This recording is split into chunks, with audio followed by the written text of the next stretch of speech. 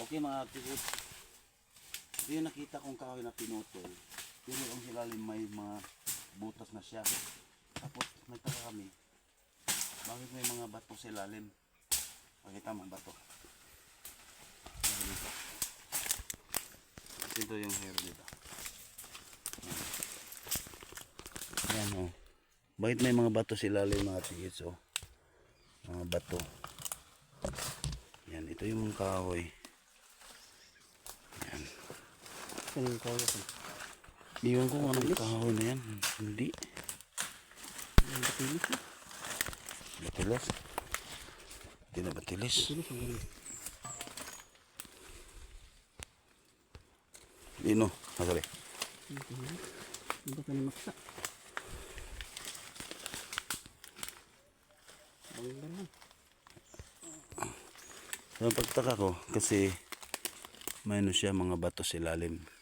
Tapos ang harapan nito mati is 5 magkasunod na hole. Andyan. Ito yung isa. Yung ang last may laman. Yan. Okay. Ilalim nito butas eh. Kasi may butas dito oh.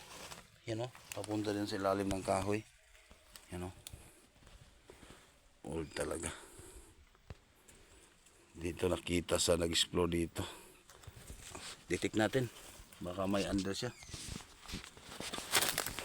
Baka swertein tayo dito.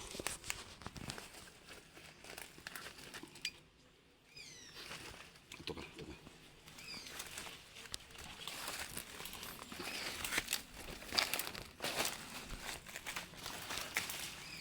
Yung natin, detect natin.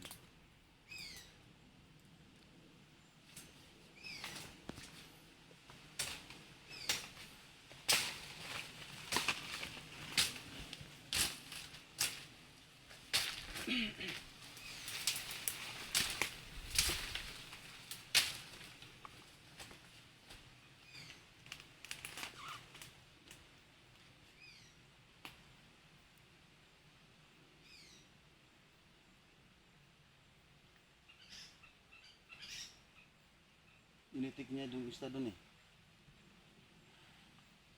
Sigurado ako may under dito.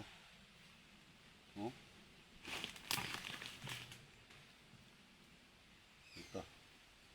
Iikot siya. Layo gamay. Di pa. Yan, klaro. Nag-iikot siya mga sa old kahoy. Old tree. Hindi ko alam kung sino ang pangalan at anong pangalan na old tree na to. Basta kay kahoy mga katiso. May butas sa ilalim, malaking butas. Pero nagtaka kami, bakit may mga bato sa loob ng punong kahoy? Diba? Tapos yung mga bato nagtapok. So ngayon mga ka-TH, ilang prospect namin. Sa cave, explosive yun. Yung dalawang mata doon, may maliit, may prospect namin doon. Isa, dalawa, tatlo, at sa kataw dyan. 4 yung prospect namin dito na area. Ito yung pinaka-positive. Yan kasi old tree siya. At saka kataw doon. Saka doon. Positive lahat yan.